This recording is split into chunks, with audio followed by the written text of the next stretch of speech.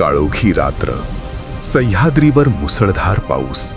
किल्ल्याच्या तटावर एकटा मावळा उभा, हातात मशाल, छातीत ज्वाला स्वराज्याची. खाली नजर टाकली, मशालींचा महासागर किल्ल्याला वेढतोय.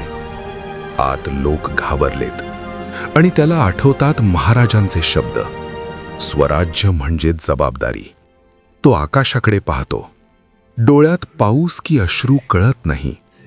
हळूच म्हणतो, महाराज, आज तुमच्यासाठी मरतो. आणि बुरुजावर चढतो. मशाल पेटते, आकाशाला भिडलेली ज्वाला उसळते.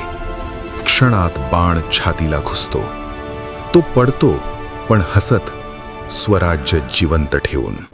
दूर मराठा घोडदळाला ज्वाला दिसते. घोष दुमदुमतो, हर हर महादेव. पहाट फुटते, किल्ला वाचतो, कारण काल कोणीतरी स्वराज्यासाठी उभा होता.